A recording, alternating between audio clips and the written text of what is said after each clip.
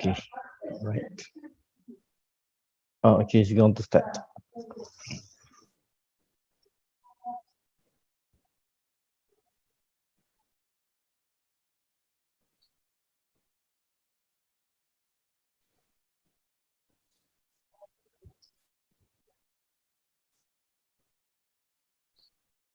Everybody's ready?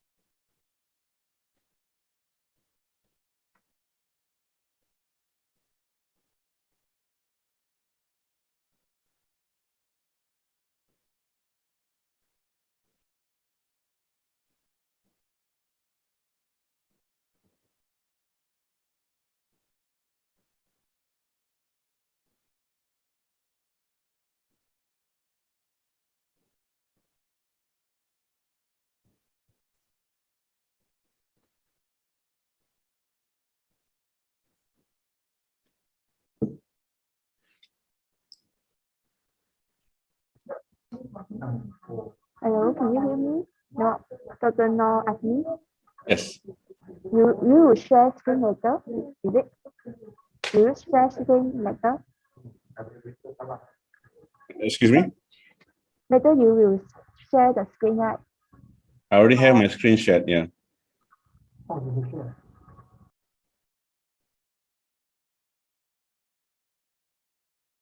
You can stop sharing if you want.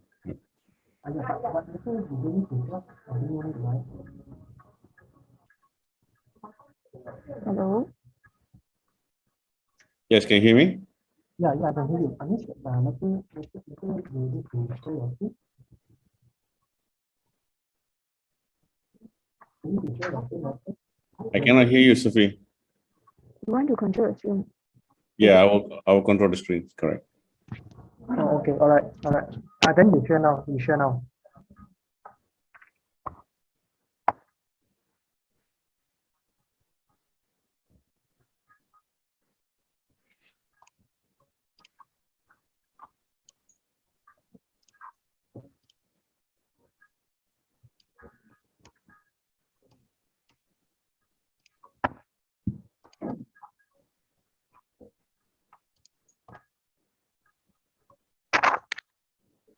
Yeah, you can share now.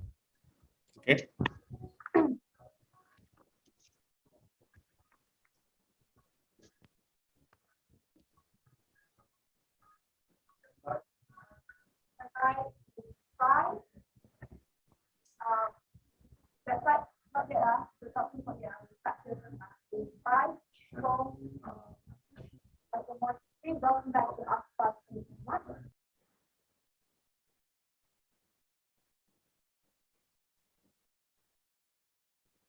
Welcome to the 24th ASPA Annual Conference 2021. I'd like to welcome to those who just Not yet. joining us. Oh, not yet. Okay. Yeah, that's the main room. Okay.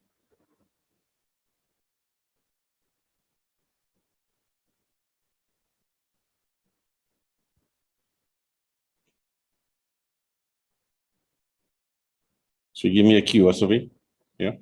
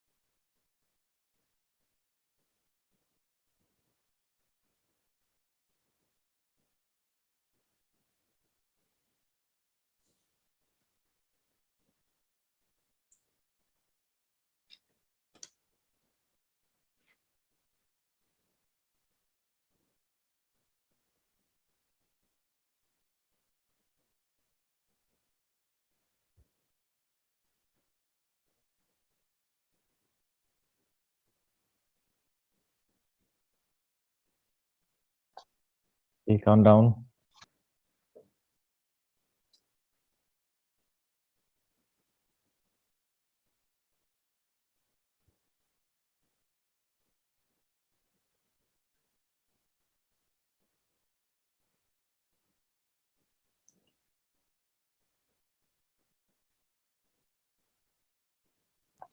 Tazmi boleh start.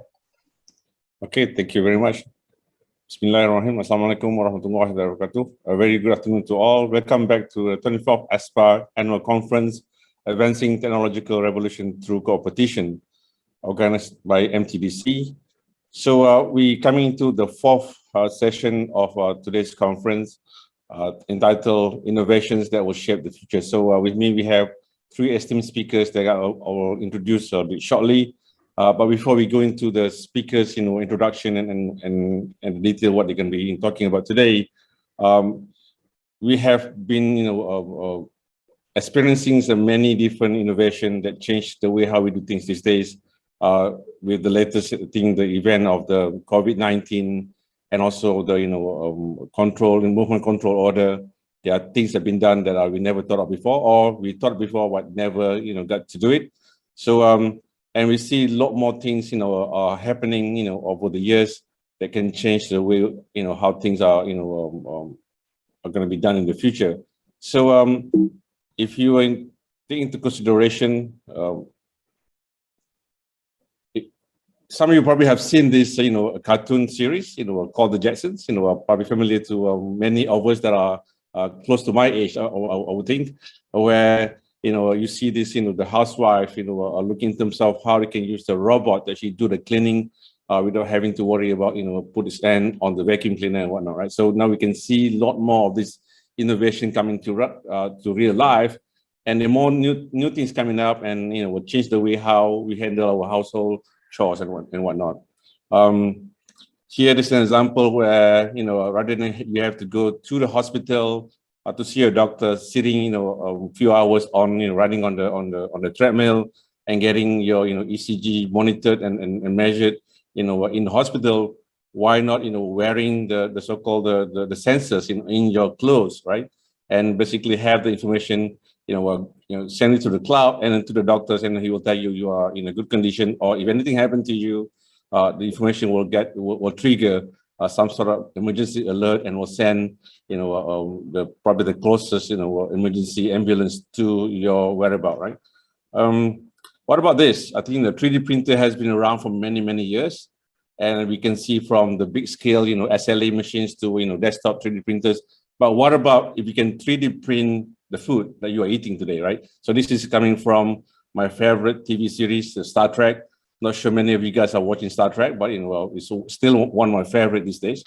What about AI and robotics? What about AI? I think AI is changing many things that you see from manufacturing to the way how we communicate, the way how traffic lights are being controlled. But what I like to see, can we look in terms of AI changing the way how we educate ourselves? How do we actually learn things that we are, maybe not able to learn these days? And there's many different ways AI can change the way that we do things in the future, right?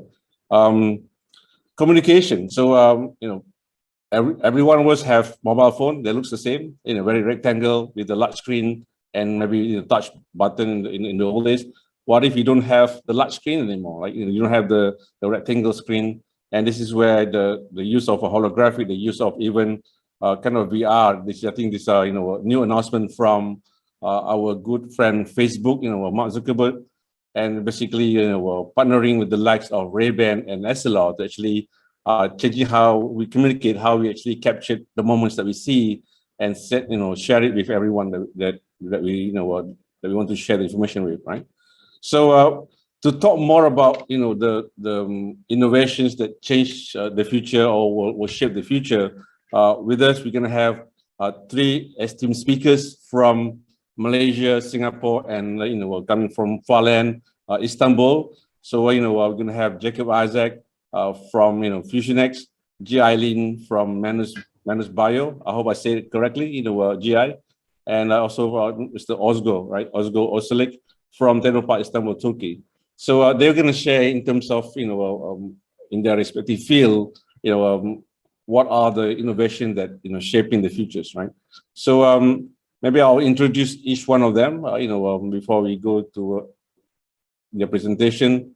So Jacob, is a managing director of new technologies in Fusionex and has more than a decade experience in enterprise software project implementation, Been working and overseeing activity in big data, business intelligence and analytics, and IoT projects in various industries, covering large volume of data and data sources to provide depth analysis of data and trends.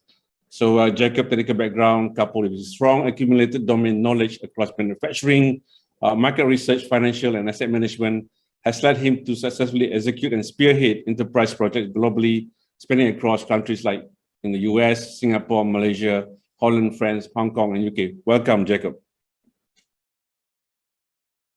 And we have, G. Eileen, just across the straits of Johor, in Singapore. Currently, she's the regional project manager of Asia Pacific at Manus Bio, a biotech startup manufacturing plant-based ingredients sustainably via advanced fermentation. Basically, in the area of food tech. She was an ecosystem developer and program manager at NUS Enterprise at Singapore Science Park. She was managing a portfolio of deep tech startups, facilitating business connections and events for startup success. And I think this is very interesting area that she's coming from. She was also a market access consultant for an Israeli high-tech firms looking to expand into ASEAN, managing the rollout of Dragon-tail system automation platform in Fortune 500 company called Yums, quick service restaurant. She holds a BS, Bachelor of Science in Food Science and Technology from NUS, and currently reading a Master of Science Management of Technology to learn about IP management, technology forecasting, and strategic new product development for future-proof businesses. Welcome, GI. Thank you.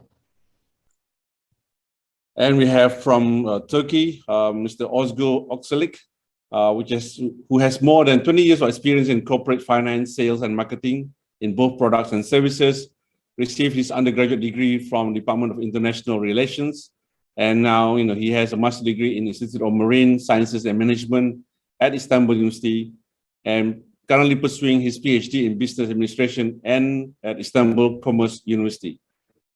From 2008 till 2011, he lived in Sydney, Australia, and worked for St. George Public Hospital in Radiology Department. Previously, he's a project coordinator of BioCity, responsible for leading the development of projects, including the planning, designing, construction, and operation, and has been working at Technopark Istanbul since it was established in 2010. Welcome, Ozgo. Thank you. So what we will have today, we'll have three presentations from the three esteemed speakers. So we're going to start with our first speakers today, who's going to be Jacob. So he's going to talk about embedding technology into the DNA of your company, essential or optionals. The floor is yours, Jacob.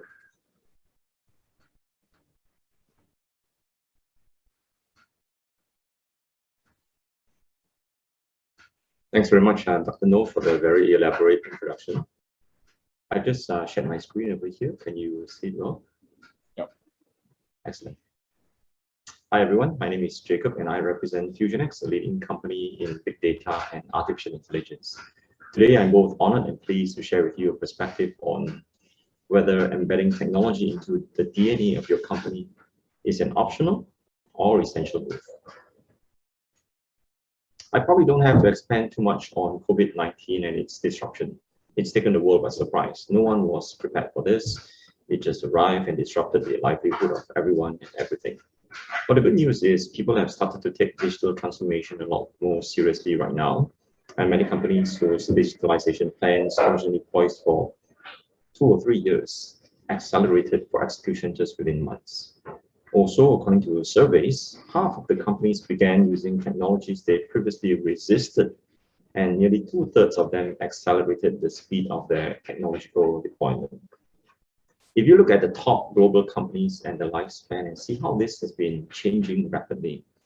In 1964, the top global S&P 500 companies had a tenure of about 33 years. Fast forward in 2016, the same set of S&P companies, 500 companies, top global companies, have a lifespan of only about 24 years. They've lost 1/3 of the lifespan, which is huge. In 2027, it's forecasted that the S&P 500 companies will only have a tenure of about 12 years. So that's how fast businesses are changing. Question for us. Now, if we view the world's leading organizations and we see that they can't keep up, what makes us think that our businesses can survive? Can we survive in this modern era without embracing technology? Let's take a look. Back when Henry Ford, the guy who invented automobiles, when he was manufacturing automobiles, he famously said, any customer can have a car painted any color he wants, as long as it's black. As long as it's going to be black, right? It's been almost about 40 years right now before we began hearing that customer is king. And we need to offer a lot more different options. Of course, the classic Fords look really good in black, and even the more modern ones as well. But why limit your color options when customers will always want more and you can spoil them with options and choices? We have come to realize that we need to build our businesses around customers' known needs and wants. Today, customers are spoiled with technology, competition and choices are everywhere. But something even bigger is brewing right now. Something is emerging. We need to be more competitive and differentiated more and more by the day. Back in the old days, when you wanted to buy a car, the manufacturers are king. You don't have a lot of options. But today, customers are the king. They are spoiled with options. They are spoiled with choices. We need to be more personalized. And technology is the best way to adopt personalization if you want to execute that strategy within your organization. Even a company like Ford, pioneer in automobiles, has changed. This company, well known for its American gasoline muscle cars, have changed and are creating electric trucks and cars today.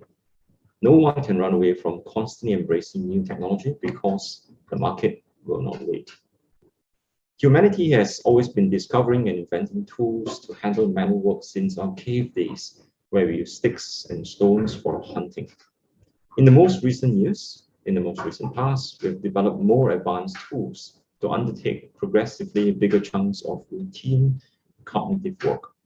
But today, we are taking a huge leap applying technology to non-routine cognitive work.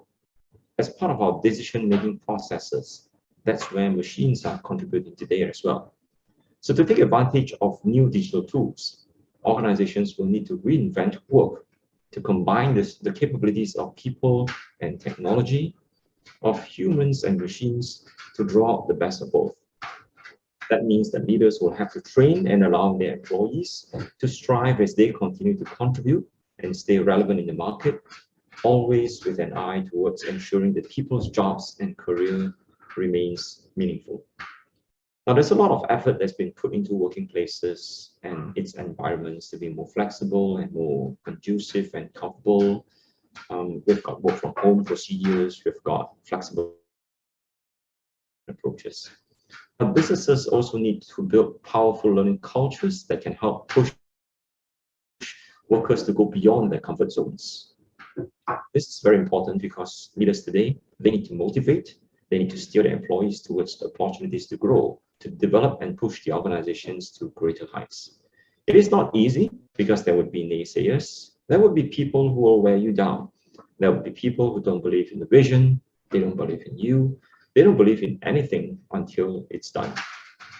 Now, if you can't change them, you are the light bulb in the dark. So if you are trying to change, and if you're trying to evolve, your stamina and perseverance is ingredient number one, because there will be so many people who will practice inertia. But one thing is for sure, if you want to adopt digital technology, if you think that evolving is important, you will need to move people out of their comfort zone, or better still, expand their comfort zone. You know, as a magician, you always want to look for the next new magic trick. Whilst the old trick may be interesting enough for yesterday, today it might no longer be good enough. In search of tomorrow's trick, in search of tomorrow's magic, you will need to reach out beyond your current comfort zone of your people and your organization. Because outside your comfort zone is where the magic is, the new magic. Anyone knows who this is? This is the famous Charles Darwin, an English naturalist, someone who studies the natural world as how organisms interact. He's also a geologist and a biologist. He is the father of science of evolution. He studies human behavior as well. He said, It's not the strongest and most intelligent that survives, but the ones that are most adaptable to change. The ones who can evolve and keep up with times are the ones who will survive. The promise that software and technology is eating the world is actually now a well-known reality, no doubt about it. And so every organization is becoming a digital organization. Technology is the key to every organization trying to transform. It is the core of many decisions and the enabler for almost every strategy today, which means that the enterprise, the organization, is only as effective as its IT partner or its IT department. So can you change? Well, of course you can. Everyone changes every day, but it's a matter of how versatile, agile, and quickly you can adopt yourself and make changes to your organization to stay relevant in today's society. And what is your change? Is it a change embracing new tech, or is it just brick and mortar traditional changes? A common refrain I'm hearing from executives these days is that we have seen more changes in the past 6 months than what we have seen in the past 6 years. It is not just the magnitude of change, but also the speed of change that is important. Ever since the world was turned upside down in March, businesses have they've made so much of changes. They've had to pivot faster than ever, embracing technology. Schools and colleges went virtual within weeks. Restaurants created new ways to deliver food. Airlines focused on carrying cargo instead of passengers. Doctors embraced telemedicine to see patients. Technology has been embraced everywhere. In today's bureaucratic organizations, there are so many departments, so many employees that have become blind, they've been inactive, and they've lost passion about the purpose of their organization. And they are only centered around the selfish needs, such as the desire for control. There are so many useless management layers, and the never-ending fear of everything and anything that could be a risk has made them in a paralyzed state, leaving them inactive, rendering them not useful. All these make these individuals unqualified and unfit for today's competitive environment and marketplaces. Some companies add a chief strategy officer, a chief innovation officer on top of all these layers already in place, and they shout to the world that we are innovative. Now, that's not to say it's not a good thing, but that position has to be installed and empowered well. If not, it is just adding extra layers of complexity and sometimes reducing the power to innovate if that layer is ineffective. This layer of innovation needs to be more agile and have the autonomy to function effectively. Martech's law brings us around a full circle. We need to realize that the workforce in general has a mismatch between the speed and technology that is moving and the ability of companies and people to change. Have a look at this chart. It shows there is a basic change versus time issue. There are two different tempos, two different beats to the music.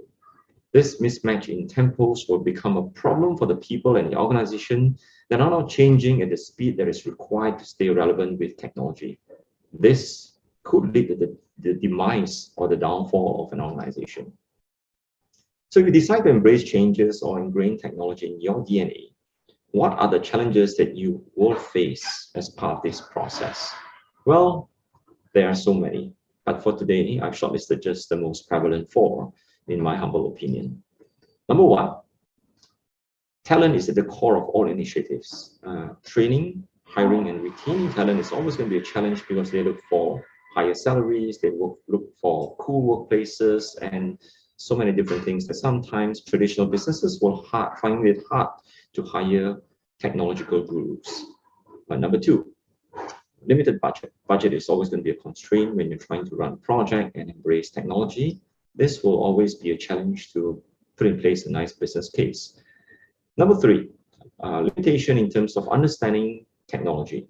Because today we are spoiled with a wide array of technology, it's easy to get confused which one to handpick, which one to embrace within the organization, and which one is most suitable and which one is affordable as well.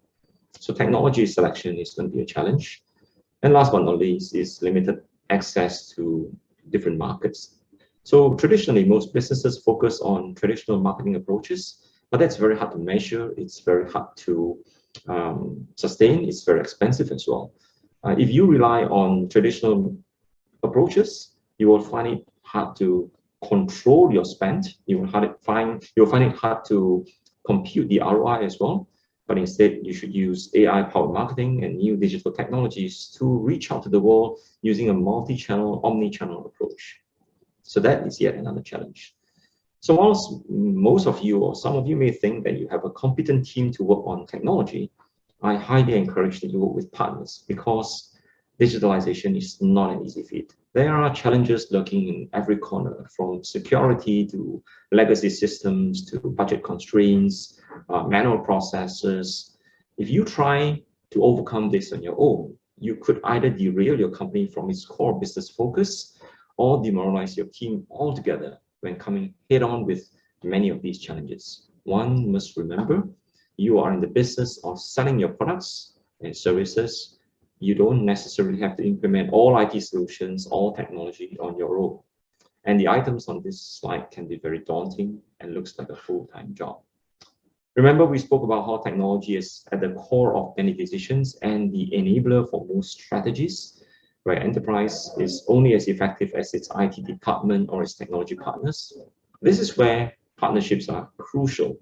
It is better to work with trusted IT partners to ensure you are working with teams who have the economies of scale and experience to minimize the failure points and avoid unnecessary costs. Partners like us, FusionX, offers you the ability to accelerate your utilization of new disruptive technologies like analytics and AI, thus allowing businesses to focus on your business, while tech partners like FusionX takes care of digitalization. Over the many years at FusionX, we have become a market leader in this region for AI and analytics. We are committed to use technology and digital strategies to accelerate growth for businesses. We use data-driven approaches to do only two things. At the end of the day, we only do two things. One is to grow your revenue by strong double digits in terms of percentages.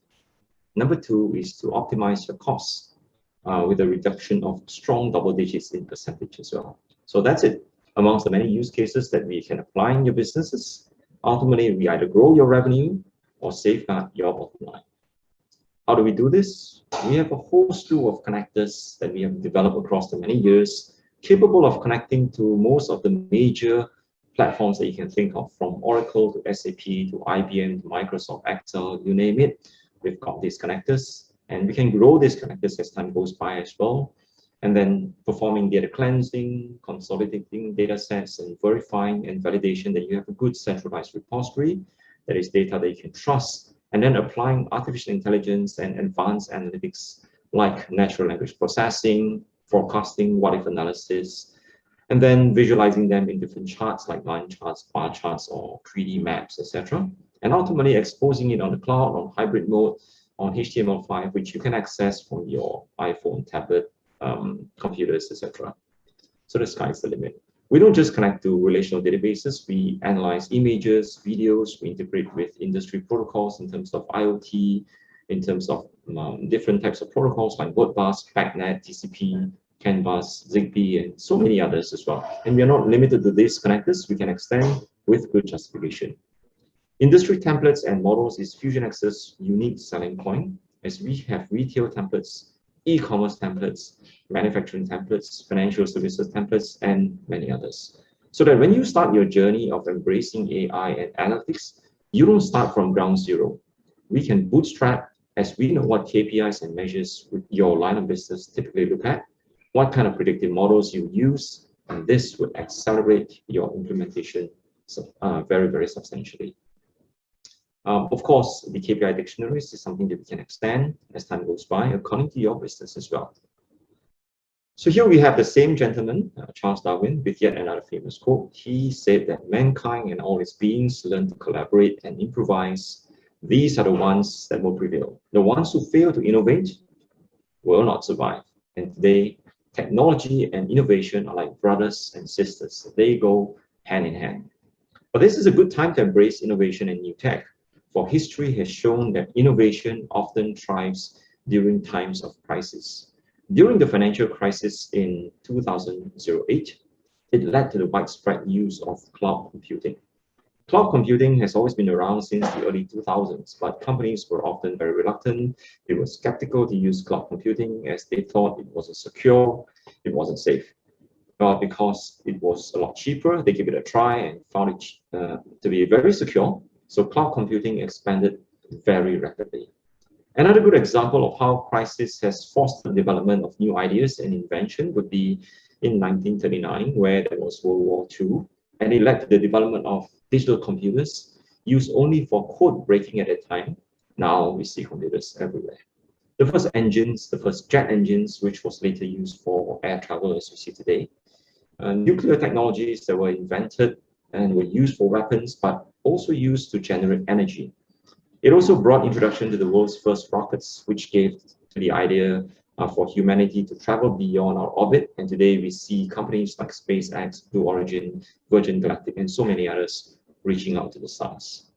And in medicine, in the wake of COVID-19, yet another crisis, researchers have pioneered new techniques in the development of vaccines using mRNA.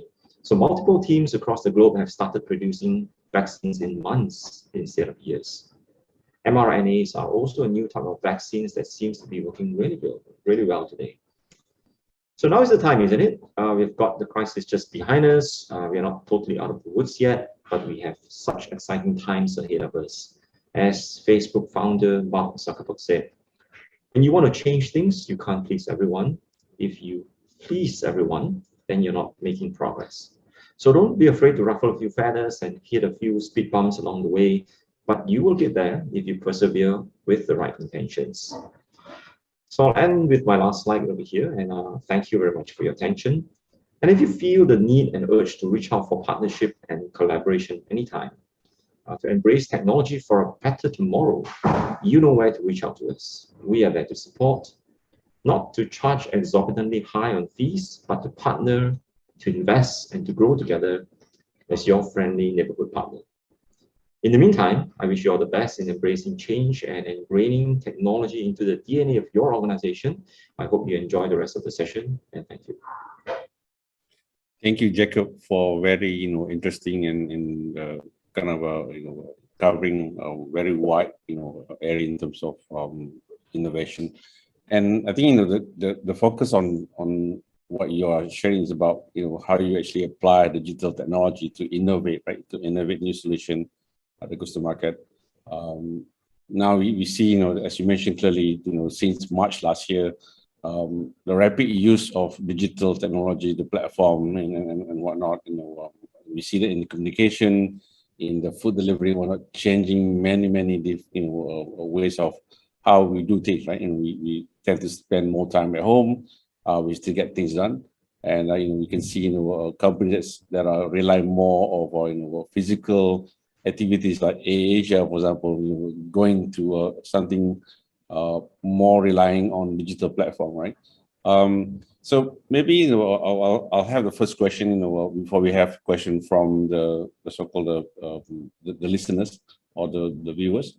For company who wants to I guess innovate what they do and through the adoption of digital technology, what would be the first thing they have to look at? Because I think you're talking about you have to collaborate with the likes of VisionX, and also in terms of looking at the platform that's already available for them to adopt. What would be your recommendation? Where do they start? How do they get started in terms of being what they have been doing in maybe physical delivery or physical involvement with the client, adopting digital technology? How did they get started? Maybe you can just run through the specifics, how somebody can do that. Sure, great question, Dr. Noor. I think when we talk about adopting digital strategies and technologies, for companies today, there is the external and internal factor. I'll talk about the internal factor first. As Elon Musk constantly says that when you're trying to innovate, when you're trying to improvise, when you're trying to grow your company, look no further. Just look within your product, look within your services and offerings. How can you improve your product or services? That's it, simple as that. How can I improve my product or services offerings? So that's the internal factor. That's a good place to start off with.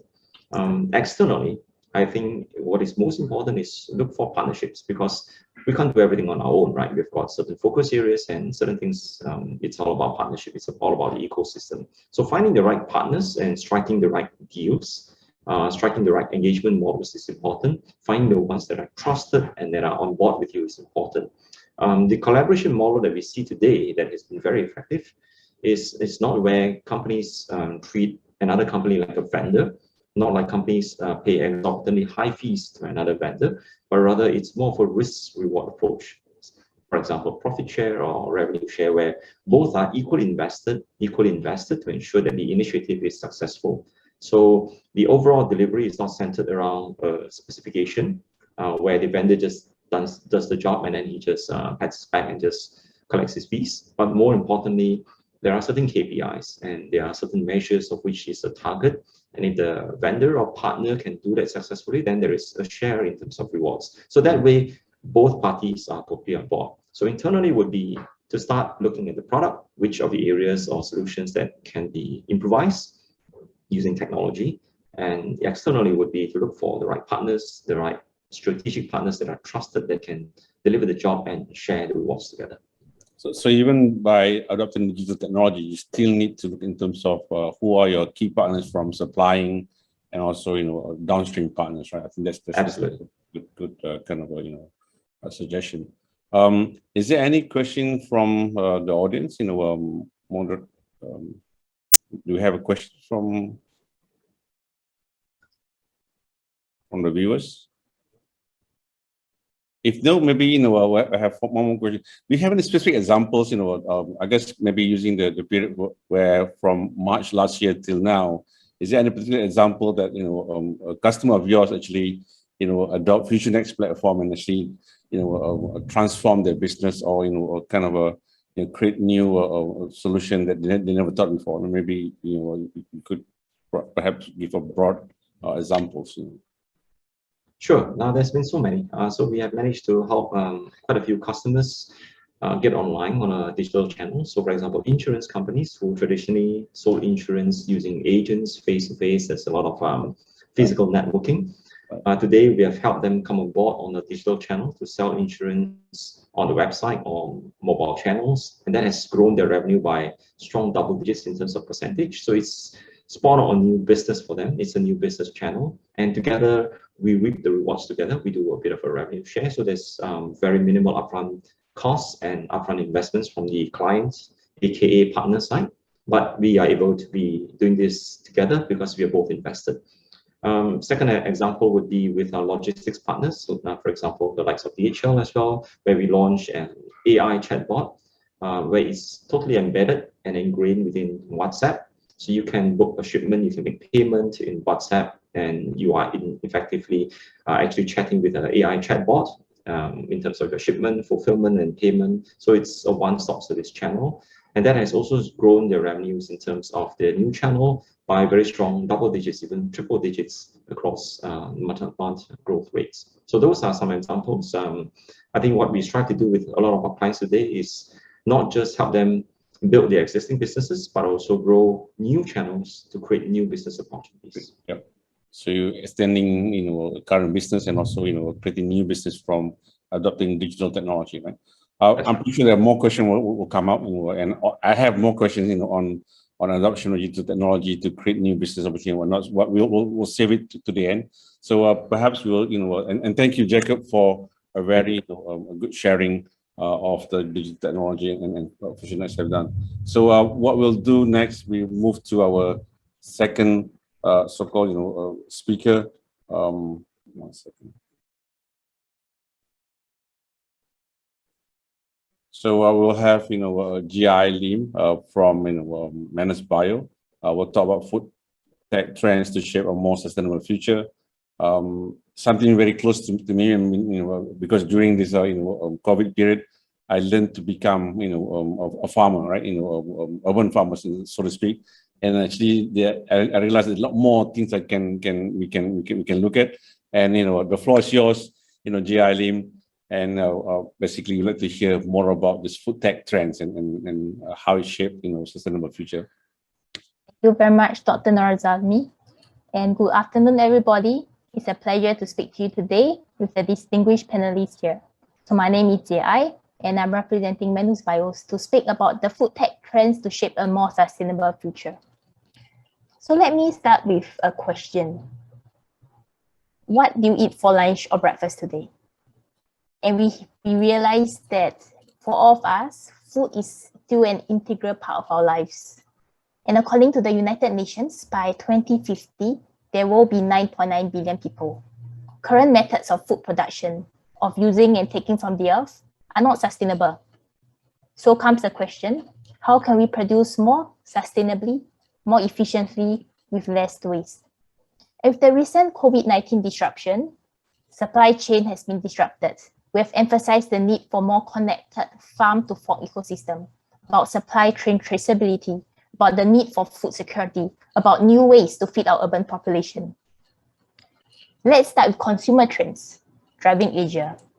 According to the recent report published by PwC, Rabobank, and Temasek in 2021, increasing affluence, evolving taste, and increasing reliance on technology are changing the way Asian consumers buy and enjoy food.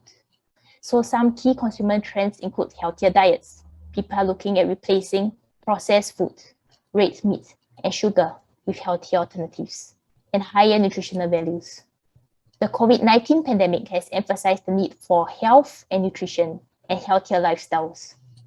Other consumer trends include fresh foods, choosing quality products associated with freshness, safe and traceable sources, emphasizing food safety and quality measures. There is the issue of sustainable consumption, taking into account the environmental impact of consumption. There's interest in alternative proteins, exploring innovative plant-based and cultured meat solutions, as well as consumers are relying heavily on online purchasing, with food delivery and e-commerce becoming commonplace. So in total, there's estimated to be around 4.4 trillion incremental food spend by 2030, with 2.4 trillion driven by the consumers themselves. So to understand the whole agri-food innovation landscape from a macro perspective, let us look at where the money is going into. So we see that even while COVID-19 was happening and many industries was affected, agri-food investment actually accelerated and grew dramatically. In the first half of 2021, agri-food startups globally raised US 24 billion, close to the 30 billion raised for the entire 2030. To put this into perspective, the sector only raised 19.8 billion in venture funding in 2019, according to AgFunder. So on the right, we see the investment breakdown by categories and the number of deals by categories. Categories includes things like in-store and restaurant tech, innovative food, restaurant marketplaces, cloud retail infrastructure, ag tech and biotechnology, novel farming systems, agribusinesses marketplace, farm management, software sensing IoT, biomaterials, online restaurants, meal kits, farm robotics, cooking tech, and others. But in the next section, I'll deep dive into 3 relevant food tech trends that will shape a more sustainable future. And I will mention a few interesting startups in Singapore in this area as well. So these trends will be the alternative protein space, very hot topic these days, biotechnology and fermentation, and also food waste and upcycling. So firstly, let's talk about alternative proteins. Alternative proteins has been a buzzword for the past 2 years. According to research by the Boston Consulting Group and Blue Horizon Group, the market for alternative meat, eggs, dairy, and seafood products is predicted to reach at least 290 billion by 2030. And the Good Food Institute lists over 800 companies producing alternative protein and products for consumers in their database. So in APAC itself, it's a growing market. On the left, we see the field broken down into 3 main categories: plant-based, fermentation, and cultured meat. I'll touch on these technologies a little bit later on. But firstly, let's look at APAC's top funded startups, which include Australia-based V2 Food, which does 10 SKUs in plant-based meat, chicken, pork, other kinds of meat alternatives. Hong Kong-based Green Monday, Singapore-based Tindo, China-based Starview, and Singapore-based Shock Meats. All of the above, number 1 to 4 are plant-based companies, and Shock Meats is the only cultured meat company who topped this list. So is there actually demand for alternative protein among consumers? According to the Asia Food Challenge report, 1 in 4 consumers surveyed across Australia and Southeast Asia said they consume less meat today than 3 years ago. In China, the number increased to 1 in 2, which is surprising for many. And why are they consuming less meat and being more open to alternative protein? 3 reasons. Number 1, the health implications associated with overconsumption of red meat. Number 2, awareness about the environment and the potential greenhouse gases contribution by farming animals. And number 3, the greater appreciation for innovative food, such as alternative protein, which has lower impact on the environment. So when we further look at the selected alternative protein startups in Singapore, they can be split into a few categories. And let me break them down because there's a lot of confusion here. Firstly, plant-based. Plant-based is the most common, the most scalable, the most economically viable option today. Plant-based meat are commonly made from soy, peas, beans, mushrooms, mung beans, or even wheat gluten. The most advanced plant-based meats are often a mix of these proteins, and some may include natural pigments to make the meat look red or brown. Plant oils such as coconut oils or other kinds of oils are often added to give the appearance of juiciness or flavor or marbled. Extrusion technologies and high moisture extrusion processing is often used to create that kind of texture similar to meat and seafood. So on the other hand, there's also the field of cell-based or cultured meat. So let me talk about cultured meat. Breaking it down. Cultured meat is also known as cellular agriculture. It's meat produced by in vitro culture of meat extracted from the animal itself. So in this process, embryonic stem cells are isolated from the target animal, whether it is beef or shrimp, or even in Australia, there's a startup doing kangaroo. And these stem cells are cultured in a nutrient media, such as fetal bovine serum, which is a commonly used nutrient source. It's placed together in a bioreactor with the right conditions, the right nutrients, for cell proliferation, for differentiation, for maturation into muscle cells.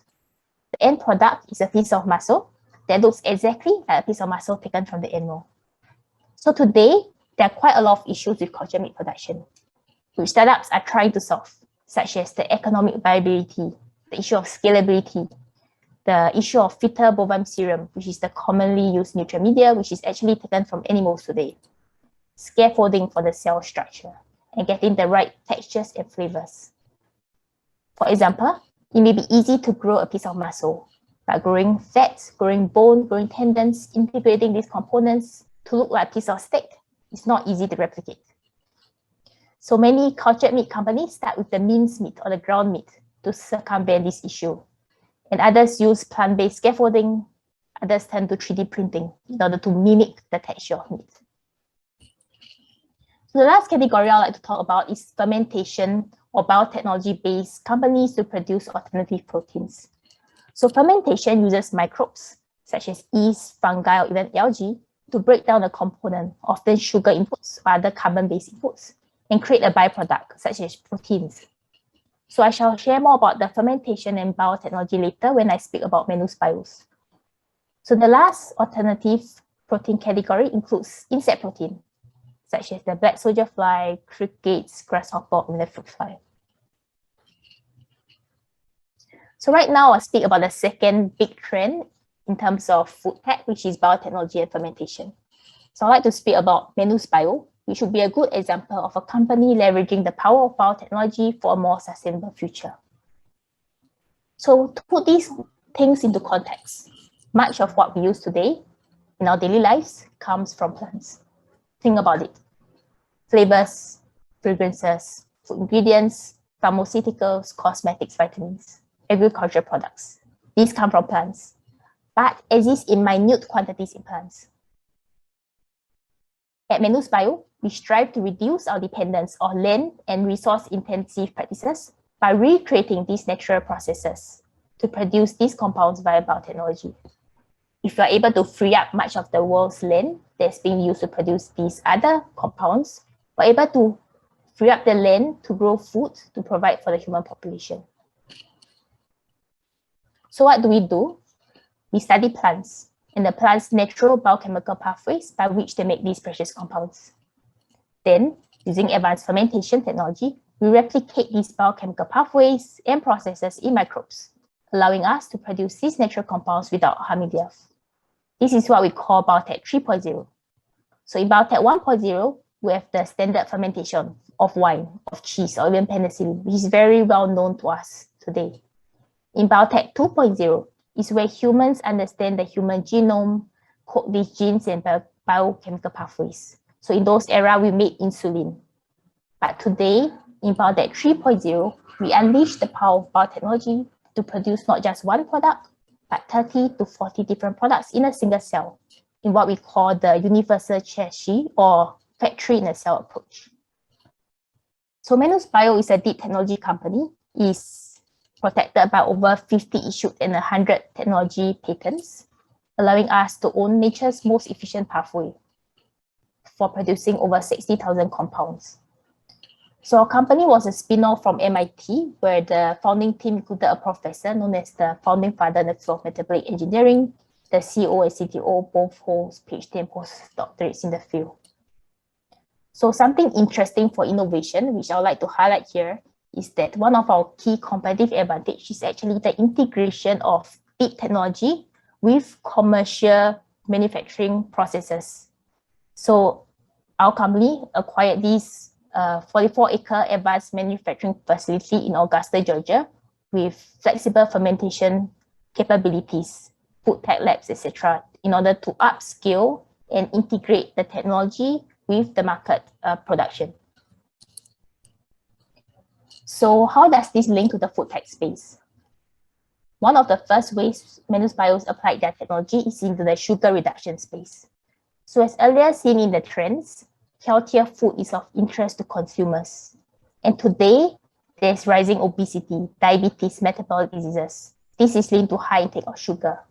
In APAC, nearly 1 billion adults are overweight and 240 million are diabetic. There's increasing consumer awareness about obesity, diabetes, sugar consumption. And governments are implementing a sugar tax. They're taking actions and regulations to reduce sugary beverages around the world. And of course, consumers are looking for natural options, healthy options, fewer calories, lower GI, natural sweeteners compared with artificial sweeteners. So the sweetener market today is $85 billion and stevia make up 1.1 billion by 2026. So in this space, Manus Bio has decided to innovate and has 3 product lines in the sweetener space, all 0 calories, all high intestinal sweeteners, all which suitable for diabetic patients. So the flagship product is found in a leaf called stevia. Stevia has been well known for thousands of years. Within the stevia leaf, there are a few sweet components called ribosides or RABs. So RAB A, which naturally occurs at higher quantities, around 8 to 10% of the leaf, is used in the market today, but there are taste issues such as bitterness, lingering aftertaste. Scientists have discovered a better RAB, which is the RAB M, which comprise only 0.01% of the leaf. So imagine if you commercially produce it, in terms of the land, the water, and energy is not so commercially viable to produce. So using the proprietary biotechnology, Manus Bio has actually been able to produce RAB M at commercially viable prices. So in conclusion, for Manus Bio, in terms of the technology applied to sugar, it has a sustainable production. So using biomanufacturing, we can use 150 times less land, water, and energy, and it has affordable cost in use. So beyond sugars, biotechnology, fermentation has a huge opportunity for market impact in terms of other kinds of ingredients such as flavors, fragrances, cosmetics, pharmaceuticals, nutraceuticals as well. For example, Manus Bio has applied its technology to produce artemisinin, which is used to prevent malaria or used as a malaria treatment. So finally, the third food tech trend I want to talk about is food waste and upcycling. So in the Singapore food tech landscape, there are some startups I want to highlight. So some of these interesting technologies include Crust Group, which use surplus bread and ferments it into beer. There is Soynergy, which use okara from the spent soya bean to produce a functional beverage. So this okara is waste from, for example, tofu manufacturing, from soybean manufacturing. There's Sinfood Tech, which also use okara waste to produce sachi, which is an alcoholic beverage. There's Cosmode Health, which uses spent barley grains, which is the product of beer manufacturing of malt production for Milo, for example, to make wow noodles. Wow noodles is a starchless, protein-rich fiber noodles. There's Treasures, which connects businesses and hotels to consumers to upcycle their excess food. And finally, Tria in the business of innovating around food packaging and biodigesters. So I was also asked to speak about what are some opinions in terms of how do we build a strong food innovation ecosystem and what are some policies that support this. So I think from my opinion, there are three trends I want to highlight looking at the Singapore food tech landscape. Number one is a strong government support. So in 2019, the government actually announced this 2030 by 30 plan, where by 2030, Singapore to produce up to 30% of its nutrition needs locally. Currently, it produces only 10%. So to support this, the government actually puts in a lot of funding, such as the Agri-Food Cluster Innovation Fund, 60 million for existing farms to expand their production capabilities. And also in terms of innovation, we focus on alternative protein, urban farming, aquaculture, with over 23 million in funding for R&D. And secondly, I think the regulatory environment also favors innovation, where Singapore became the first country in the world to approve the sale of cultured meat in December 2020. So Just Chicken went for sale in a restaurant in early 2021, and via partnerships, it was able to scale. So it also announced a partnership with delivery service Food Panda to offer the home delivery of cultured meat in April 2021. So lastly, a lot of research, government grants, investments in this area. For example, Temasek has invested over 5 billion in the past 5 years in over 40 agri-food companies. And yes, further now in 2021, November, they will pump another 1 billion into deep tech investments, including food tech. Finally, today, yes, even announced the Asia Sustainable Foods Platform to accelerate the commercialization of sustainable foods in Asia, from product development, commercial scale-up investments. So what is a strong startup ecosystem without the enablers? To me, accelerators, ecosystem players, community support is essential to build this strong network. They always say it takes a village to raise a child. Similarly, a startup can be likened to a child, and the village likened to the ecosystem which supports it. So in Singapore today, there are many such enablers growing in the field. 5 years ago, there were 120 such enablers. Today, there are over 200 accelerators, incubators supporting the startups in Singapore. So below are some examples of food tech enablers in the food tech ecosystem. Lastly, I'd like to touch on public-private cooperation and corporate startup collaborations. So startups has the expertise of innovation, of market agility, of technology. Corporates have the expertise of the networks, the funding support, the market access, the manufacturing know-how. By integrating these two entities together, allowing each other to tap into what they do best, we're able to make innovation happen at accelerated pace. So not only between corporates, startups, research institutes, governments, I think this is what is needed for innovation to happen. So in conclusion, there has been a lot of innovations happening in food tech in the sustainability area, and we look forward to sustainably feeding 10 billion people by 2025. Thank you. Thank you. Very interesting sharing in GI, and actually I learned a lot more about the kind of a spectrum of food tech, within this half an hour presentation. It's interesting, how where most people are focusing on try to be more efficient in producing food, for example, by farming and through agriculture. So there's a lot more activity now has been in terms of how do you create, use the word, manufacturing food, if I can use that word, right? So I think in Southeast Asia, I think compared to Singapore, a lot of countries in Southeast Asia have plenty land space, right? And plenty natural resources. So the motivation to do what is being done in Singapore probably still not there, right?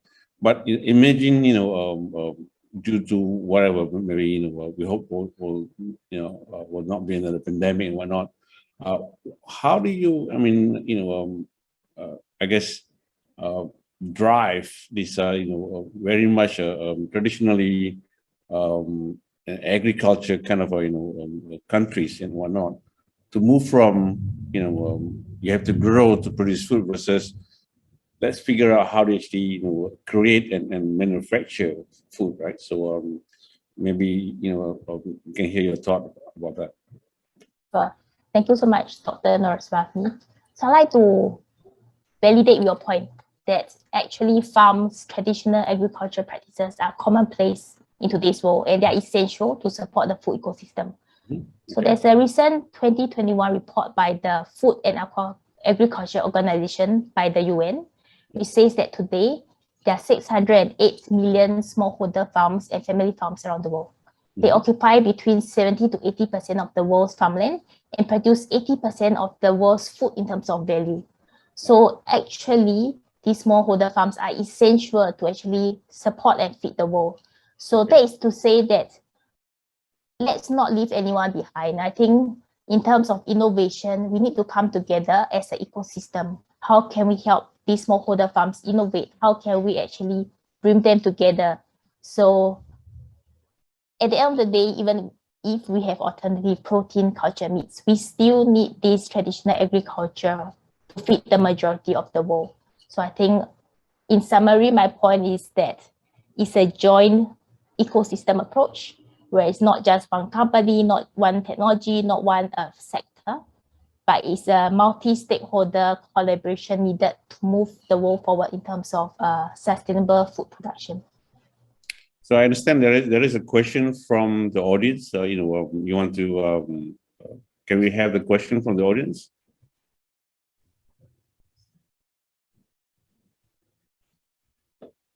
Can you read the question? I'm not able to see the question. I need to see how. Where do I read the question?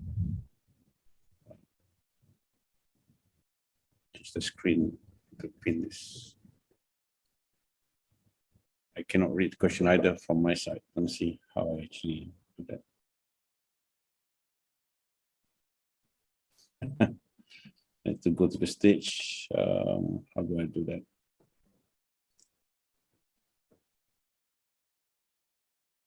Okay, I don't have ways to actually to see how I can read the question. But let me just so somebody can help post a question on our chat. So we're talking about small farmers let's continue to exist in producing I guess food for the for the population, right?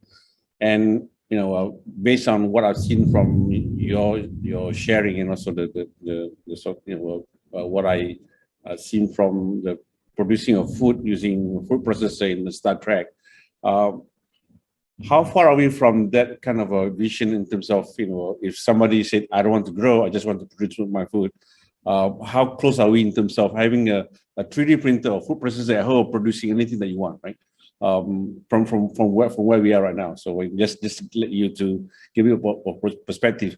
How far are we from that kind of a timeline to say, I can buy a food processor, I can produce at least, I don't know, 20 different kind of a food that I like. Today, there are companies even in the alternative protein space using 3D printing to produce culture meat, for example. So they bypass the issue of having to growing only muscle. So they're able to layer in terms of 3D printing cultured fat, for example, cultured bone, cultured meat, for example. Yeah. But many of these technologies are in the early phase or used in molecular gastronomy. So I think 3D printing becoming mainstream as our daily breakfast, lunch, dinner is still a ways off. I think for us, we still enjoy a multi sensorial experience in terms of food, and we still need whole foods or food which comes from traditional agriculture, which is probably enhanced with innovation in order to feed the world. But it's an interesting thought. I've seen some 3D prototyping of doing a simple kind of pancake prototyping, like 3D printing, but that's using still the traditional raw material. I'm talking in terms of if you can create the so-called the food elements from the so-called the manufacturing of food source, right? So do you think we are 5 years behind, or 10 years or 15 years, or what kind of horizon are we looking at here? In terms of manufacturing of these high value compounds, such as what Menus Bio does, I think we're already here. So companies are looking at production of high value compounds. These are things like proteins, expensive proteins, or even flavors, fragrances, different food ingredients. So bioactives from plants, which is present in trace amounts in plants. So by extracting directly from plants is very expensive. So we're able to produce this via fermentation while manufacturing already. However, because of the cost in terms of the bioreactors, scalability issues, these technologies is applied to high value products currently. Okay. Let me read one question from the audience. This is the question is, other than food tech trends, post-COVID-19 has also brought changes in how we see food, shop for food, deliver food, cooking food, and share food. So they're asking you to comment about this in terms of all these things that are changing around food due to post-COVID. So maybe give your comment, please. Yeah. Definitely very relevant question, because we see even in COVID-19 with the lockdown in so many countries, food delivery is becoming mainstream. I think in Vietnam, there was a partner who mentions there's a government platform for them to order food. They've not been out of the house for 3 months, for example. So e-commerce, food delivery is becoming commonplace. In terms of growing their own food, we realize with supply chain disruptions, countries are getting not having enough vegetables, for example, and people, even Dr. Norazazmi, you mentioned yourself, growing your vegetables at home. I think this has been trends that have been growing where family says, how can we supply for ourselves? And I think this is a good trend, because with urbanization growing in cities, we cannot rely solely on external imports. If we're able to create microcosms of urban farms, for example, where small communities are able to feed themselves, this is where we reduce the carbon footprint caused by the supply chain and logistics from transporting food from one place to another, and we're able to maximize the use of the land. So I think this is very interesting. In a way, it's already disrupting the food chain. I mean, in terms of the traditional, where you have a very large space of plantation where they have to grow food, and they have to send to the middleman for distribution and collection and distribution, right? So it's already changing the way how we receiving our food supply from day to day. So keep that thought. I think there will be more questions between the digitalization and the food production from the first two speakers. I think a lot more interesting ideas and questions will come up, I'm pretty sure. So let's move to, thank you, GI, for the sharing again and asking the question. So let's move to our third speaker, all the way from Turkey, on his topic, Jacob, talking about deep tech, which will shape our future. So the floor is yours. Let's go. You're on mute. Yep, thank you, Doctor. Good afternoon, everyone. My name is Ozgur, and I am in charge of corporate communications at Technopark Istanbul. I've been working here since started 10 years ago. I think it's possible to define science parks or technoparks as a collaboration point between universities, business, and government as well. So actually, we are a kind of non-profit organization rather than profit organization. So we basically aim wider interest of the society and country. So I'm going to talk about deep tech and deep tech entrepreneurship and their impacts on traditional organizations. I will also try to uncover why deep tech is so important, especially when we have serious challenges and problems such as coronavirus. As we have huge changing around us, traditional organizations have to change and adapt. All this changing.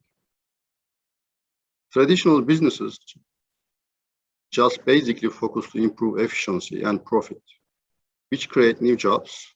That means new investments and taxes, of course. It is something very good, but actually this ecosystem also makes larger companies slower to adapt all this changing. On the other hand, there are new technological entrepreneurs who can have game-changing solutions. And these startups have the potential to impact our lives and create new markets. We can define them deep tech solutions. Their projects take years of research. They have unique solutions which can generate a very big economic value and disrupt traditional organizations. It is essential to define innovation before getting to details about deep tech entrepreneurship. Innovation basically can be defined as creating something new on the product, service, or process. Innovation is also one of the key elements of the economic growth, of course. Besides, it has a huge impact to all society. For example, like right now, we can have online meetings from all over the world. Or, for example, we can check our health situation anytime and anywhere. Another important feature of innovation, it must create benefits to customers and economy. So every single project needs to have a market demand to an innovation. Otherwise, it would be just an invention. As we know, startups are basically start in a garage. They just need a laptop and wireless connection. On the other hand, deep tech entrepreneurs need much more infrastructure, such as labs, materials, testing facilities, huge data, and capital. They create an impact and disturb other traditional organizations, but takes a long development process and need big amount of investment. The first definition for deep technology has been made by the founder of venture capital firm Propelex. According to them, deep tech startups are the companies which founded on a scientific discovery or through technological innovation. So we are talking about technology which was impossible yesterday, is barely feasible today, and will become so universal and impactful that it's difficult to remember life without it. So it's a kind of discovering a market opportunity plus a product advantage, which means, of course, high return on investment. Of course, it is difficult to guess how the market will behave in 5 years from now, but that is the risk you have to take anyway. Zipcar, for example, we may count them as a deep tech because they have a unique technology to put the car key on the internet, and they create a mobility on demand system. On the other hand, Uber can't be a deep tech solution since they have a new business model, but they don't have enough technology backgrounds. They use existing technology. They just create a kind of sharing economy. These entrepreneurs, startups, are basically some scientists who has PhDs and would like to solve problems such as cancer and global warming. They focus technologies such as autonomous vehicles, advanced materials, robotics, and bio. These technologies has the potential to impact all our lives, such as a handheld MRI device or a hand scanner for fake drugs. Digital tech is very significant today. And these digital tech startups are very easy to establish. They can easily find investments. On the other hand, deep tech entrepreneurs try to solve even social and environmental problems. Right now, there are almost 9,000 deep tech startups worldwide, which have projects for United Nations Sustainable Development Goals. So we are talking about solving very important problems, such as feed billions of people, environmental issues, and healthcare problems of aging. So here is the question. Do we really need another online marketplace or mobile application? I don't think so. Yes, deep tech is difficult, expensive, and takes far longer, but we have to target and focus to this kind of technologies, and we must create related infrastructure for them. There are many classifications, but as you can see on the chart, it is possible to categorize them like 6 main technology related deep tech, such as bio, artificial intelligence, and nanotechnology. It is also possible to categorize them 12 main sectors, such as health, defense, and aviation.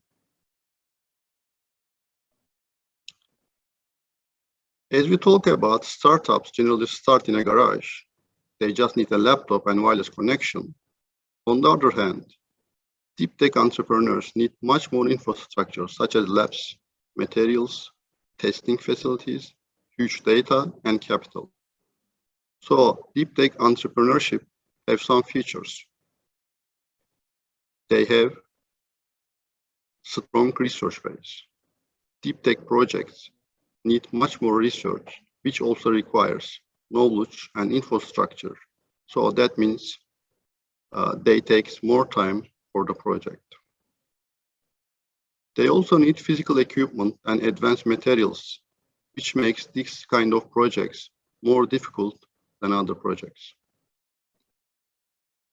Since deep tech projects need much more special knowledge, infrastructure, and process, they need large-scale investment.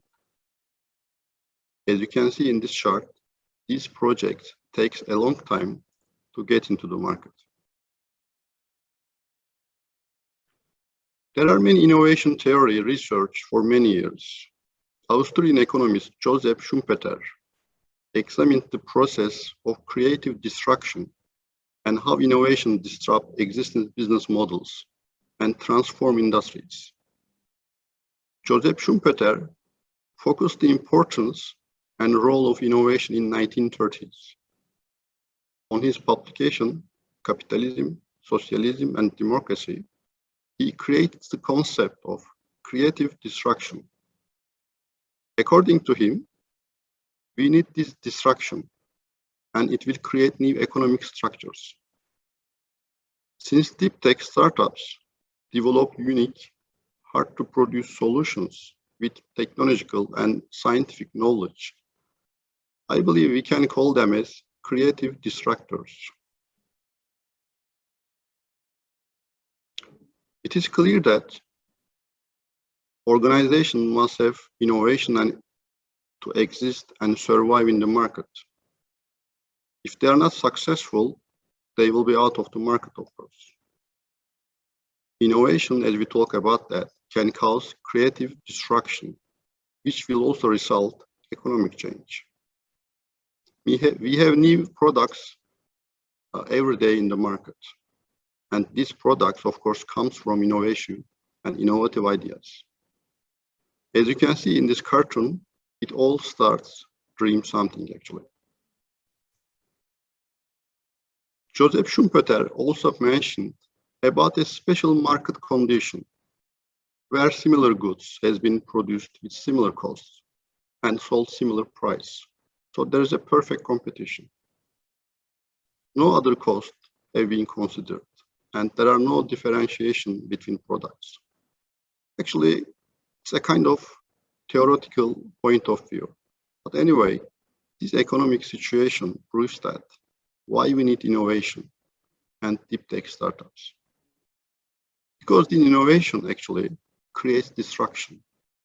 So I can say that deep tech entrepreneurs are extremely important for the overall economy. Otherwise, I can say that capitalism will be history. Since deep tech solutions need huge investment, on the other hand, unfortunately, venture capital ecosystem prefer to invest short term. They basically target ICT industry, which has limited risks and small amount of investment. Instead of this situation, it is possible to say that investors start to pay more attention to deep tech startups. Besides, major ICT companies such as Google, Microsoft, and Apple have their own organizational objectives to get into deeper projects. Google, for example, established Google Life Science, and they have also projects in automobile technologies as well as others. United States actually is a unique country because of its venture capital ecosystem. And they have been the center of deep tech knowledge and skills for decades. Besides, they have highest number of patent applications, world's best universities, and special network between universities, industries, and government. On the other hand, China has some more advanced technologies in industries such as life sciences and artificial intelligence. Since China has huge population and growing entrepreneurship ecosystem, deep tech investments are rising in China as well. European countries such as England, Germany, and France have a very successful education system actually in deep tech science, engineering, and mathematics. The rest of the world have limited investment in deep tech, but we can count Japan in electronics and Israel in life sciences. And let's talk about Turkey. We have a large population with 83 million of people, and average age is just 32, which is rather young when we compare with other biggest economies. Besides the culture in Turkey, entrepreneurship is rising with the help of government grants and incentives, of course. Young population makes Turkey 10th largest market for Facebook, 10th for YouTube, 6th for Instagram and Twitter, and 3rd for TikTok.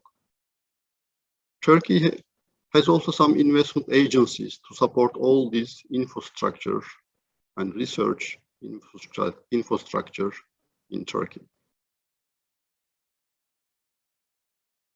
Despite the number and total size of the funds, the share of investment allocated in deep tech is very low. Because of their structure, deep tech startups could not create enough attention for investors in Turkey, unfortunately. As you see in this chart, software, marketing, gaming get much more attention. We have 29 funds based in Turkey. Total amount are just around $7 million US. And investment to deep tech accepted as too risky.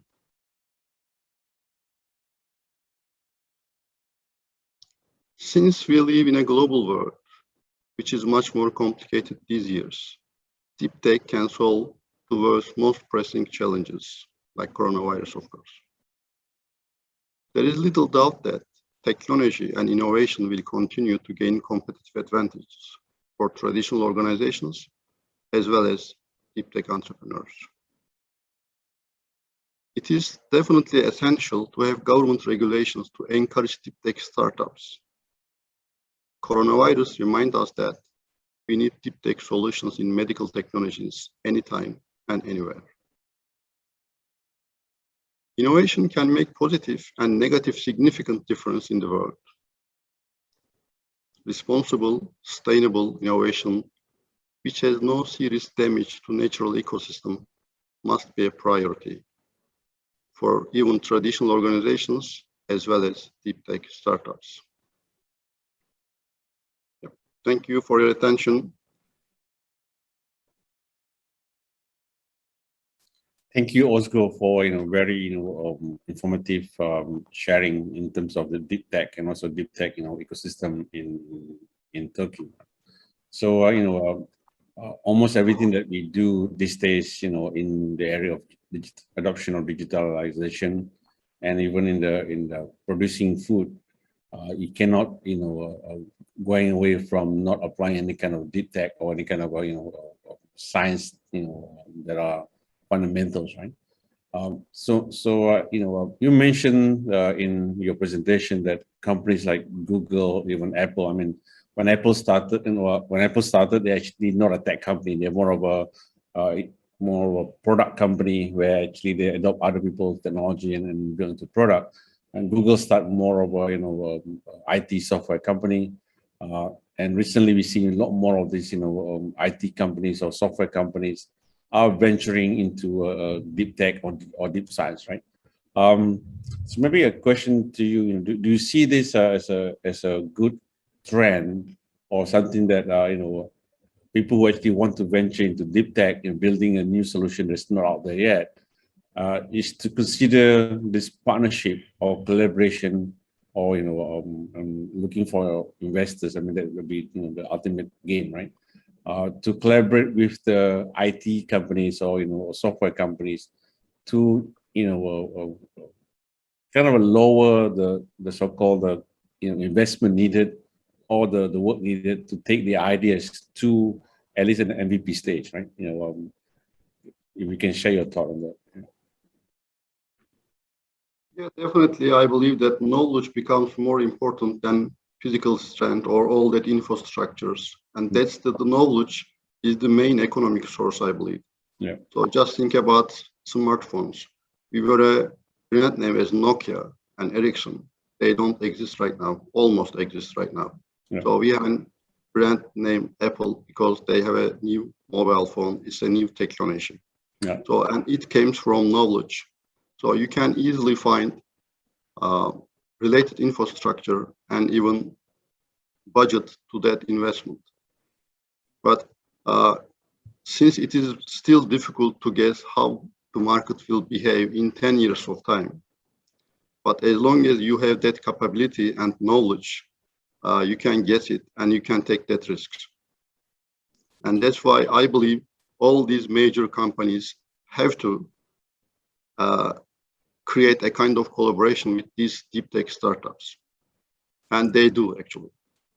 And any particular example that coming from Technopark Istanbul or coming from Turkey in a wider sense, where I think during the so-called the pandemic period from earlier last year until about this year, that actually where you see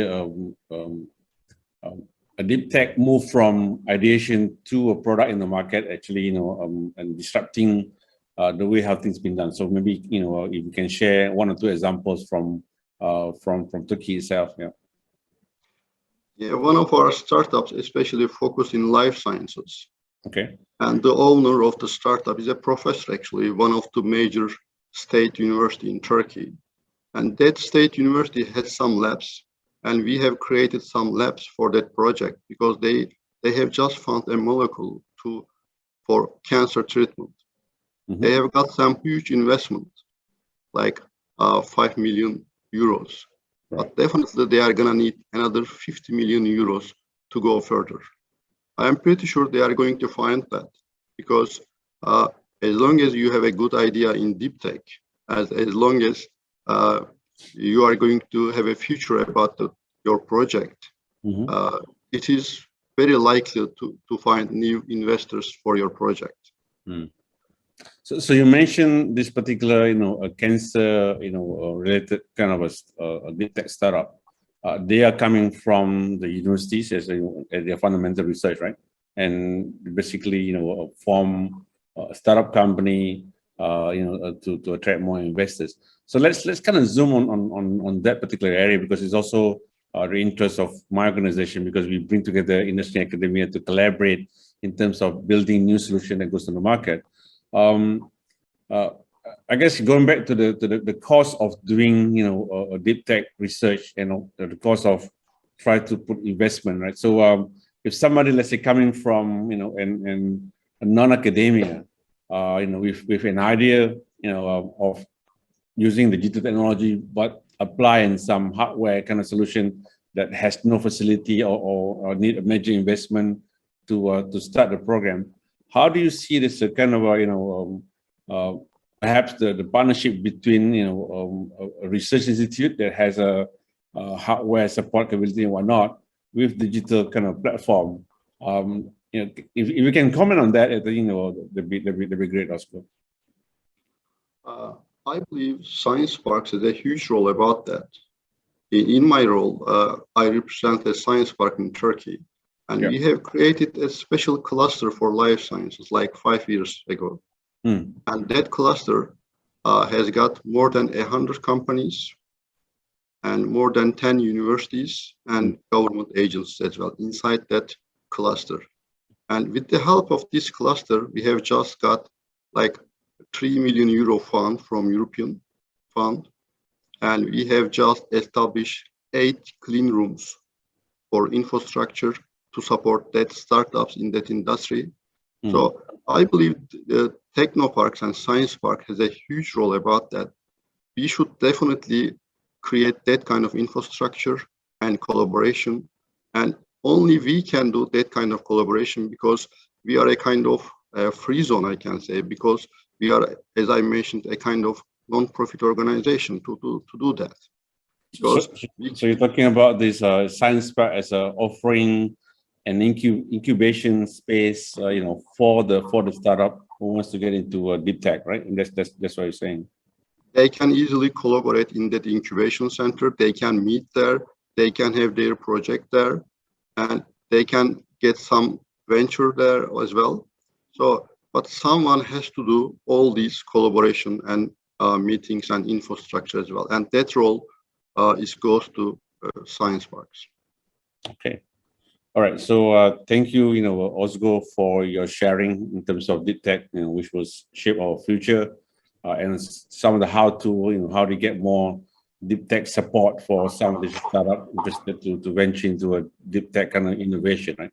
So that comes to a closure for our. I think we complete all the 3 series of sharing from our esteemed speakers, from FusionX, from Magnus Bio, and also from Technopark Istanbul. So let's kind of bring everything together because I see there's some things that connect all the 3 speakers that are here today, right? And also very much the area of interest to what I'm doing with my own organization and whatnot in Malaysia.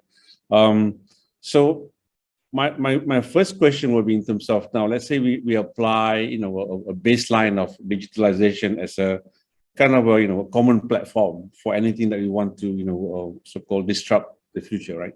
And looking at what GI is bringing from the food tech element, and what would you think of?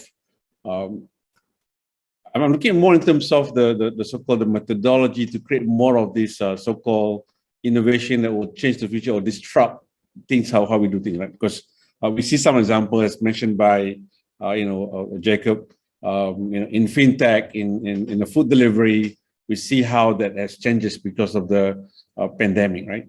And maybe I'll throw this question first to for the guy who actually owned the digital platform, which is FusionX, to see how your platform can enable more of this disruptive technology or disruptive solution in the market. So maybe the first question will go to you, Jacob. Sure. I think when we are trying to adopt disruptive technologies, what we are trying to do is actually always creating better offerings and better results, better output for the end customers, whether it's for the consumers or whether it's for organizations, or whether it's for a better cause. It would be of a similar objective, which is to create better services, better offerings.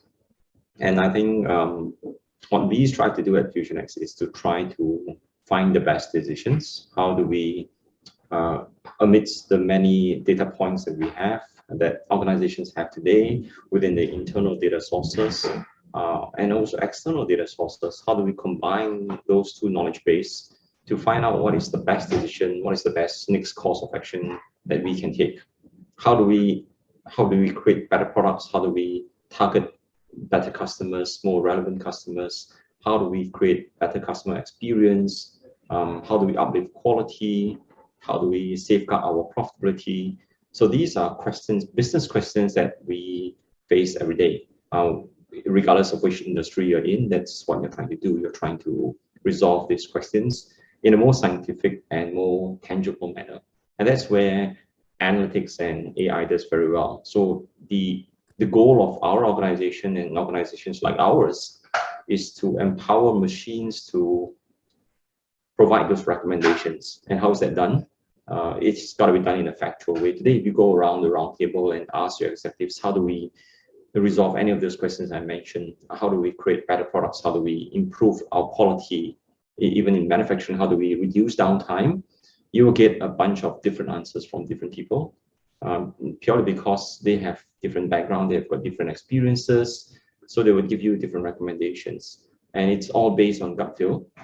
To a certain degree, that's very important, but it's not replicable, it's not sustainable. What happens if that executive leaves the organization? Along with him goes the knowledge as well. So what we enable our companies and our customers to do is to connect to different data sources and to ingest all these data sources, whether it's a manufacturing plant or whether it's the ERP system, the financial system, the sales system. There's so much of data, there's so much of knowledge that can be gathered. So by connecting to all these data sources and bringing it to one place, you now have a super brain that is highly intelligent, highly aware of what has happened within the organization, and it can produce recommendations based on historical trends and patterns that are very factual to provide you with predictive analytics and to guide as to how the organization should take the next course of action. Should it increase its price? Should it drop its price? Should it spawn a different color in terms of its line of products? So those decisions can be made with the augmentation of machines, which we believe will be very useful for any organization to create its better offerings.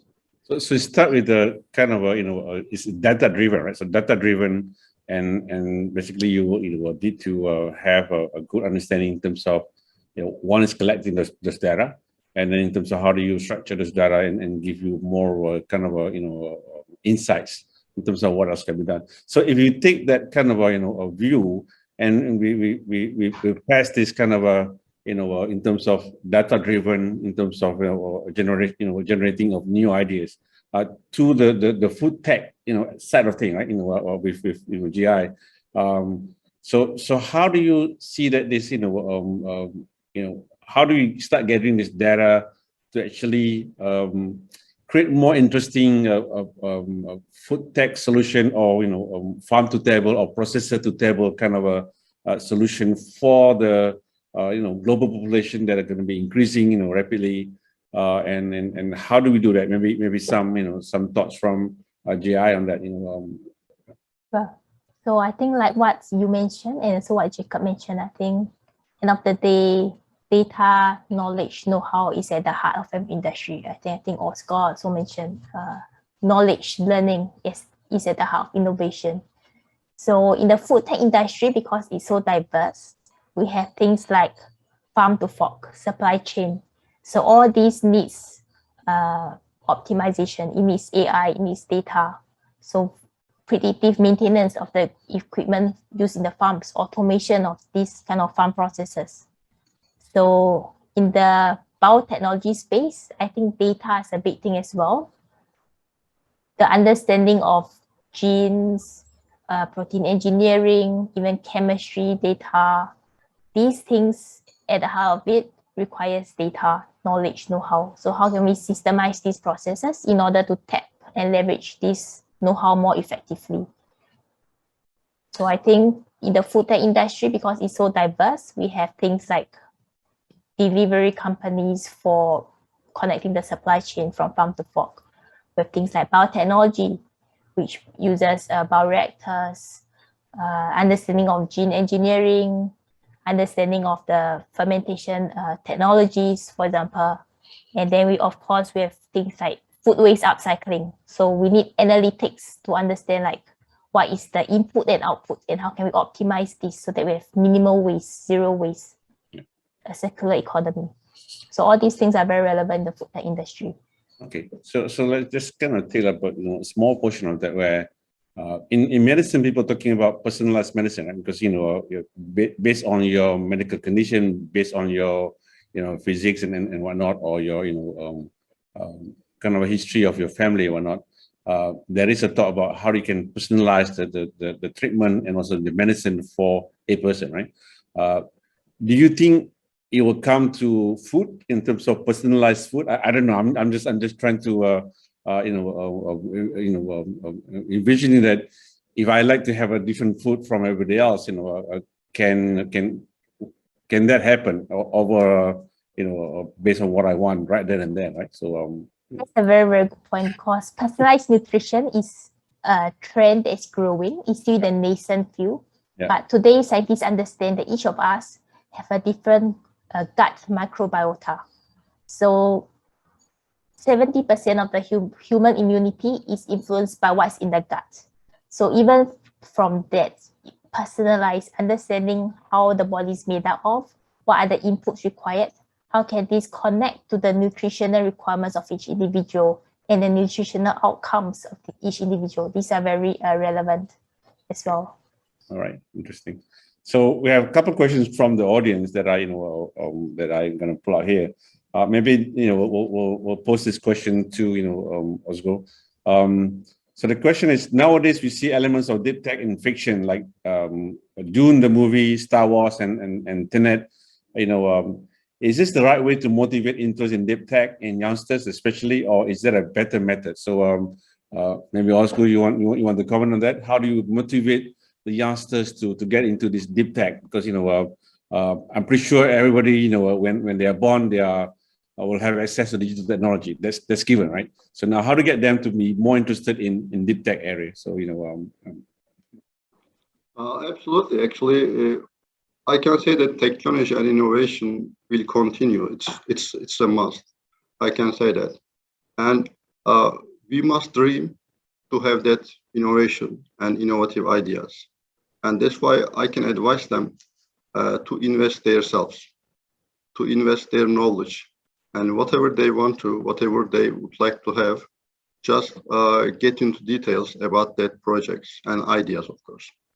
Since we have 7 billion people in the world, and to get into one step further, we must act, and to act that, you must get into much more details. That's why that movies, things like new technologies, new toys, maybe they're all and inspiring ideas for our next project.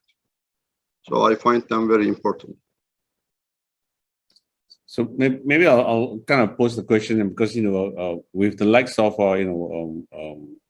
so-called visionary, because you have a platform that people can actually get on board with as a free trial and whatnot, right?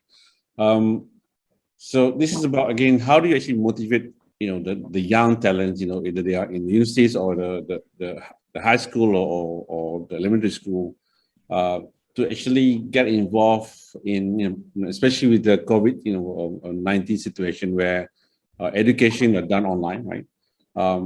So how do we get more, participation from the youngsters who said, I need to get into the so-called the mode of creating new, ideas, creating new solution, using deep tech, knowing that the baseline of digital technology platform is there, right? So, any ideas or anything you have done along that line, Jacob? Yes, I think embedding that culture and that mindset within individuals at a very young and tender age is crucial, because when they are professionals and they are adults, you can of course influence them and explain and educate the importance on digital technologies. But by then they would have already cemented a huge part of their interests and they believe in their own capabilities. But at a very young and tender age, when they are in their high school, or even better still, when they are in their primary school, they are very open to all sorts of offerings, all sorts of capabilities and technologies. So I think this has to really begin with the education system in an ideal manner, where artificial intelligence and robotics and digital technologies are adopted within the entire syllabus, and it's exposed to the students at a very young age, where they learn to try and have fun and fail and be successful in creating different projects. So gone are the days where you work on binded manual projects that are based on papers. Today it should be fully digitalized, and if they can inculcate that kind of mindset and culture within schools at a very young age, the younger the better, then surely we would be able to create more talented individuals as a nation, and that individuals will definitely propel our country to the next level.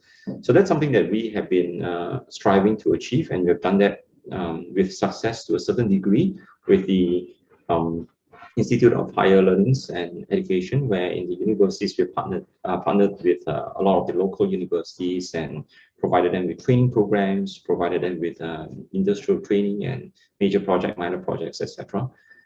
So at that level, we are able to introduce to them our technology, our tools and our offerings, with the hope that they will familiarize themselves with such technologies, so that when they exit high school, universities, it's not so daunting, and they face a new tool and they are familiar with it, so they are comfortable with it, and they can build from strength to strength. But we are only able to gain exposure at a very late level, at the university level. So really, we would like to see that also be happening at a grassroots and primary level, if that's even possible.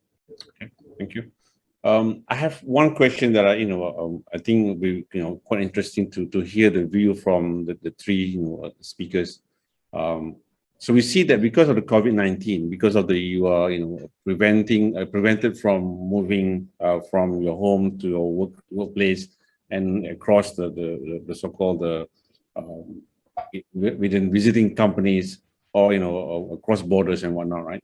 And it's kind of create the high demand of usage of digital technology, creating new solutions that are probably was just thought about before the pandemic. And it's it's disrupting the way how things are done. But now with people getting vaccinated and the borders are open again, and there are some procedures where almost get back to near normal pre-COVID, right? So do you think this will hamper the so-called kind of innovation so-called potential, because because the idea was when people innovate, if you're put into a bit more kind of a condition that limit from you're blocked from doing things that are normal, and there are a lot of constraints, then that's where you get more innovation and more disruptive innovation, right? So give me your thoughts, each one of you, in terms of, do you think you're going to see less innovation coming post-COVID, era, right? So, any thought, maybe we'll throw the question first to August. Yeah, August.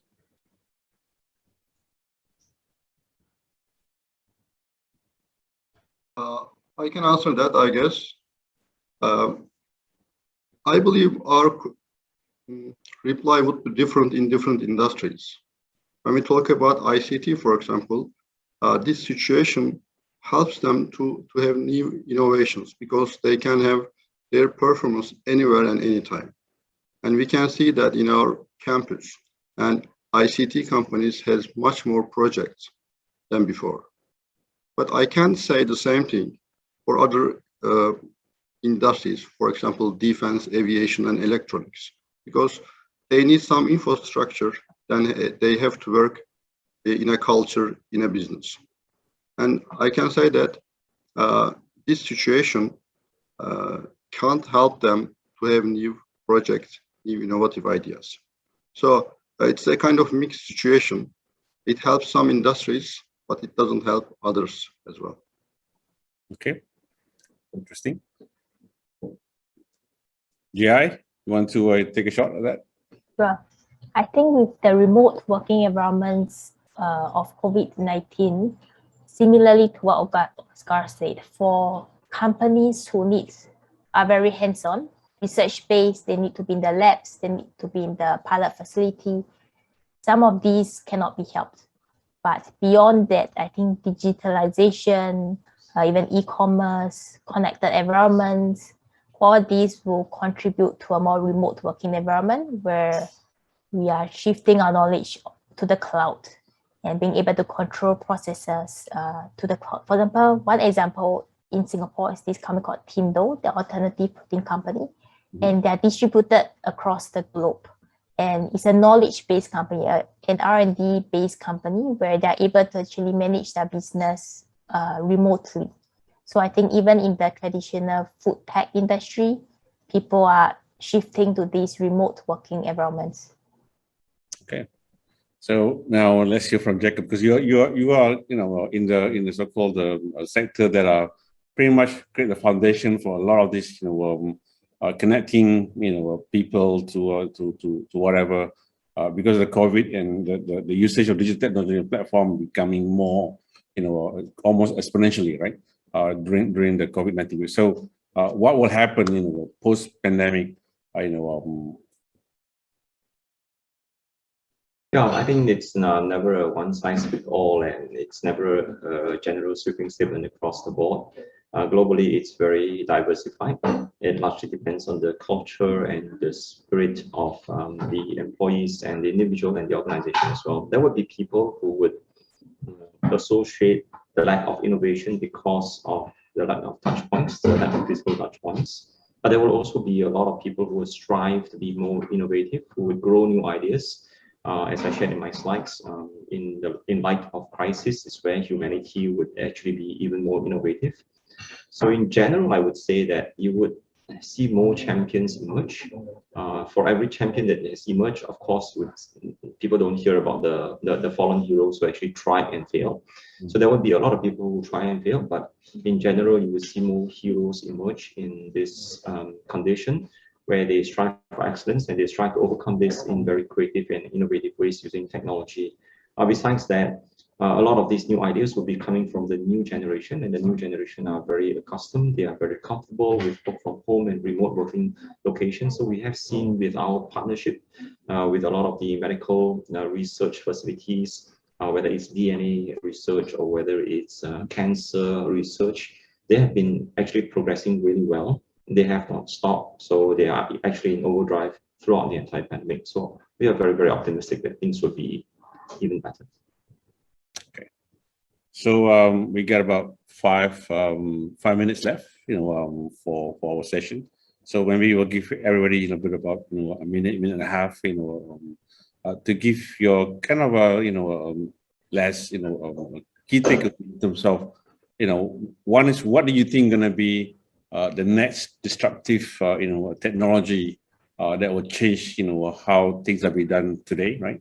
And then and that will be the first question for all the speakers. And what do you think your own organization going to be assisting those particular disruptive technology? How do you enable that? Right? So maybe we'll start with Jacob. Sure. I think it's widely known that there are so many different technologies today that are very disruptive. You have, I've done so many different talks, sessions around disruptive technologies, the likes of AR, VR, MR, 3D printing. Dr. Nor, you mentioned that a few times as well.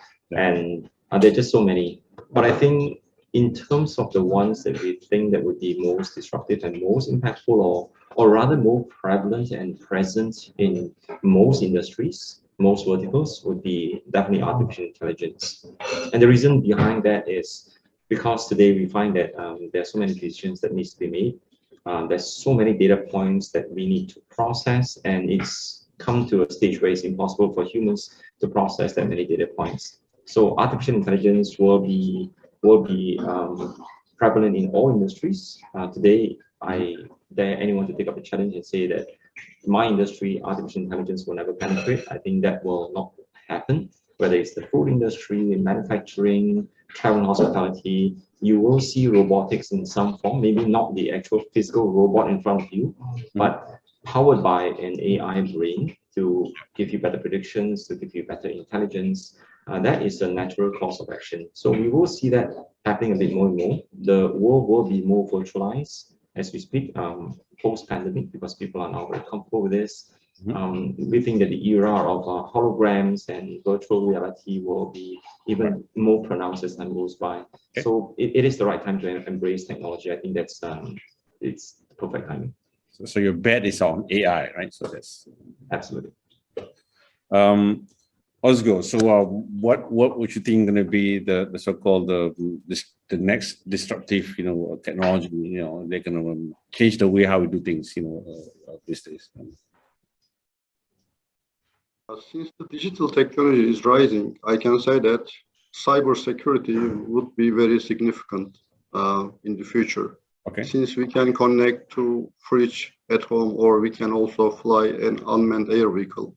So cybersecurity would be very significant in the near future and after that as well. So we must definitely invest in that area. And our audience might be, if they would like to have further education about that area, especially cybersecurity, I must advise them. They must definitely follow that. So from AI and using digital technology to create more disruptive, but also need to make sure that everything's protected through some sort of a cybersecurity, tightening that, and there'll be a lot more opportunity in those areas as well. Okay, so last but not least, GI, in terms of what would your favorite so-called disruptive technology gonna come next?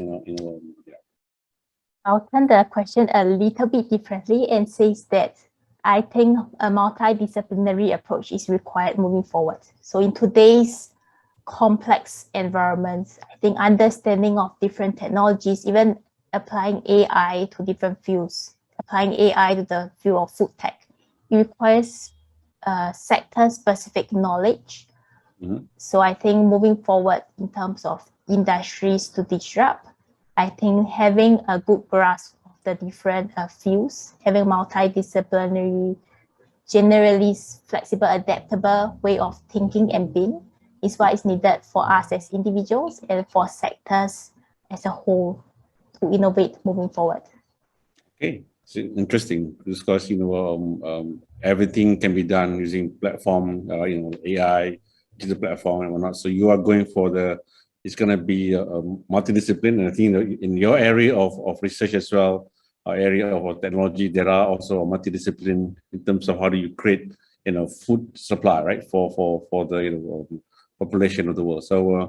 So we are at a 4 o'clock time limit now. So is almost the end for us.